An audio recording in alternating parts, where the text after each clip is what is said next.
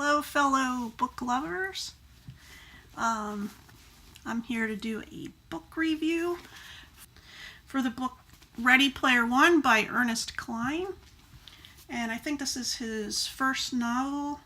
I know a lot of people have reviewed this book already. It's set in the future. I think it's like 2044. There's a very high unemployment rate. This is set in the United States. There's a very high unemployment rate. A lot of people are on welfare.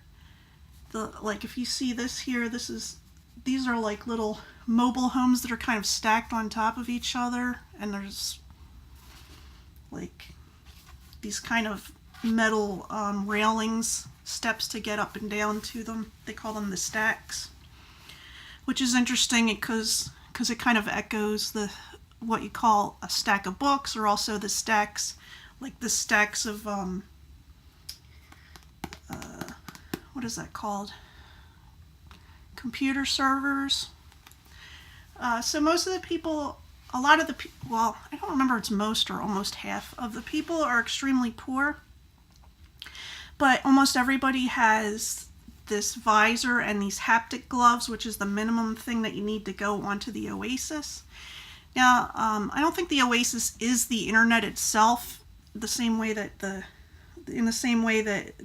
web is not the internet itself. I think it's just a new way of getting onto the internet. You basically, when you log in, you have an avatar, and you move that avatar around like kind of in a 3D world. It's kind of like, it's similar to Second Life. Anyway, I don't want to give too much away about the book, but it's about, there's a contest that happens. The person who created the Oasis dies, but he doesn't have an heir, and he sets up this contest so that whoever wins the contest will basically inherit all of his stuff, his estate, including the Oasis.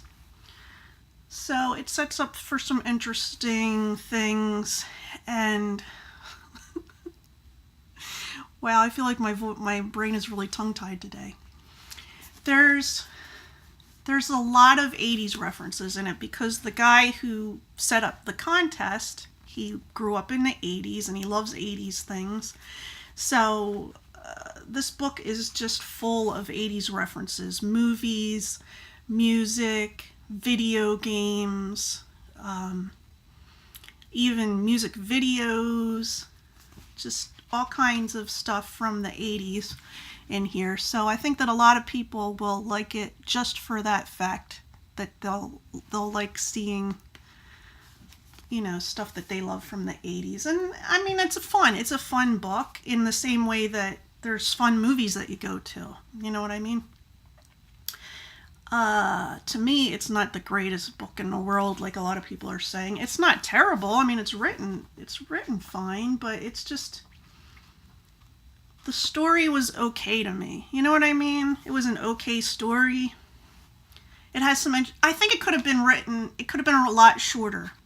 There's places where it repeats itself. You can tell it's a first book. Okay, I'm not trying to be negative, because it is a very good book for a first book. I just think that it's going to be more, I think it's going to be more interesting for somebody who loves the 80s. Like there were parts in here where it would say something, and my husband and I read it together, because we both wanted to read this book. So we kind of read it out loud to each other at night before bed.